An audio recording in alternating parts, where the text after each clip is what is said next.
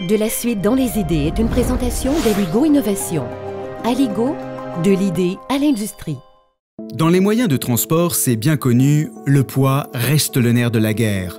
Le plastique, la fibre de verre et le métal sont des matériaux légers, mais ils ont un coût financier et environnemental.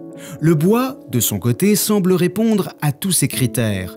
Problème, le bois est inflammable.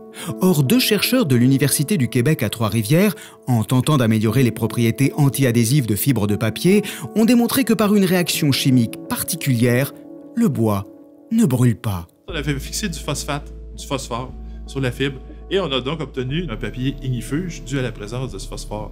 En transformant les propriétés de la fibre de bois pour la rendre résistante aux flammes, François Brouillette et Dan Belozinchi ont eu de la suite dans les idées. Tout commence dans les années 2000, à Trois-Rivières. François Brouillette travaille alors dans une usine papetière comme chercheur. Sa mission, améliorer la qualité d'impression du papier. Avec son étudiant au doctorat, Dan Belozinchi, il travaille sur le développement d'un nouveau papier anti-adhésif recyclable. Donc, on s'est intéressé à l'interaction entre les produits chimiques et les fibres pour donner des propriétés à la base au papier ou au carton. Entre autres composants chimiques qu'ils vont utiliser, l'ester de phosphate, une forme de détergent qui apporte des propriétés intéressantes au papier. Ce qui a découlé de ça, c'est de travailler à mieux retenir le produit en tant que tel dans les fibres, donc dans la feuille de papier.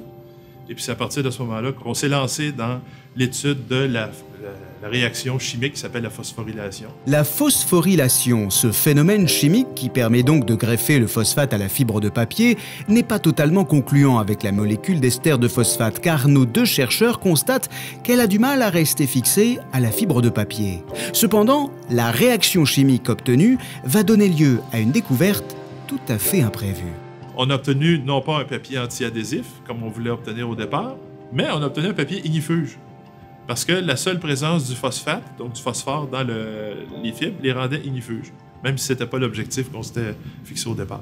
La réaction chimique qui s'est produite tient à l'ajout d'un autre élément à la molécule d'ester de phosphate. Cet élément, c'est l'urée. Et en utilisant l'urée comme catalyseur, ça a été possible à greffer une partie phosphate, la partie phosphate, de la molécule d'ester de phosphate à la surface du papier, ce qui nous a conduit à développer le papier ignifuge. En fait de miracle, c'est la réaction chimique provoquée par l'ancrage des molécules d'ester de phosphate sur la fibre de bois qui est à l'origine de ce phénomène particulier. Lorsqu'une flamme est approchée du matériau et que la température dépasse les 200 degrés Celsius, les groupements moléculaires de phosphate se transforment en une couche protectrice noire qui recouvre la fibre. Cette couche agit alors comme une barrière qui empêche la combustion de celle-ci. La principale application des fibres phosphorylées, ce sont les matériaux ignifuges, donc les matériaux retardeurs de flamme ou résistants à la flamme. Et ça, il y a toute une panoplie de matériaux, de produits de tous les jours qui demandent d'être ignifuges. Avec cette fibre ignifugée, les potentiels d'application sont multiples.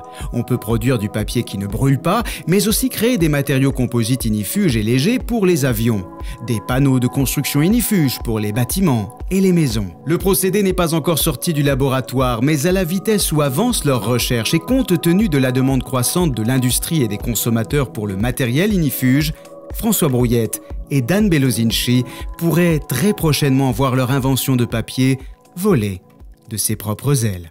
De la suite dans les idées vous a été présentée par la Fondation canadienne pour l'innovation, la recherche au service des collectivités.